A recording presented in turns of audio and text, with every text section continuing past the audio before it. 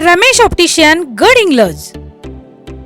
रमेश सावंत औनाळकर यांचे गेली 35 वर्ष गडहिंग्लजकरांना अखंड सेवा देणारे विश्वसनीय ठिकाण Ramesh optician super market, Lakshmi road, Gadhinglaj.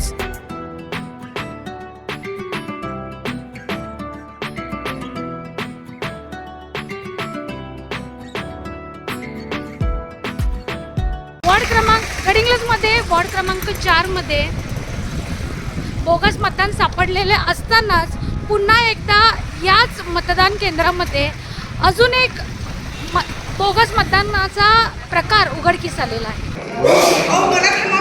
तुम्ही काम व्यवस्थित करा, मग तुम्ही आम्हाला सांगा थांबा म्हणून। तुम्ही थांबा म्हणायला म्हणता काय बघायला पाहिजे? मी 1 तास झालं इथं थांबलोय, 1 तास झालं मी इथं थांबलोय, मग कुणाला थांबा म्हणताय? बोगस मतदान सकाळपासून करून आता वाजले किती?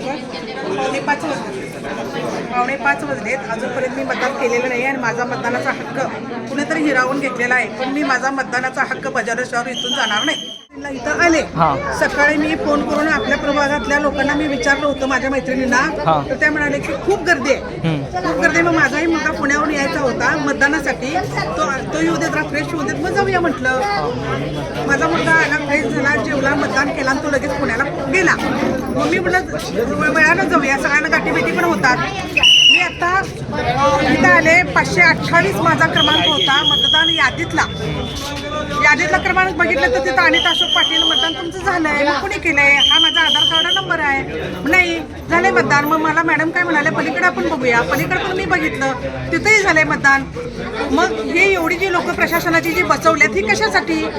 बरं माझा फोटो मतदान यादीमध्ये व्यवस्थित दिसतोय, असं काय तो पुसट आहे असं नाही। बरं फोटो राहू देत, मतदान क्रमांक आधार कार्ड तर पाहिजे का नको?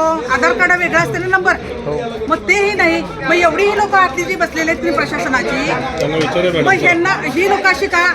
ह्या लोकांनी मग अजूनपर्यंत आतापर्यंत किती मतदान बोगस केलेलं आहे? तेवढे प्रशासनाच्या आत लोक बसल्यात, मी निवडणूक आयोगाला कळवणार आणि ह्यांच्यावर कारवाई करणार। त्या उमेदवारांनी काय करायचं? मग धनदाणी का उमेदवार पुढे येणार बोगस मतदान करून? हे असलं चालणार नाही भोंगळ कारभार असला नगरपालिकेच्या निवडणुकीला। ठीक आहे, चला की नाही नंतर नाही, माझा हात कुठे गेला? मी 3 वाजता ऑलरेडी फोन केलाय, माणूस केलं नावावरती व्यक्ती कोण दिली तर ते पाहिजे ना। ते आता स्वतः मतदार आहेत, घे ना त्यांना स्वतः मतदार असताना तुम्हाला अडचण काय? आधार कार्ड माझं मी देणार नाही कोणाकडे, तुम्ही मतदार आहे, मी देणार नाही कोणाकडे, माझा हात कुठे गेला? जनगर्जना लाईव्हसाठी कॅमेरामन जय्यद सय्यदसह लता पालकर, गडहिंग्लज।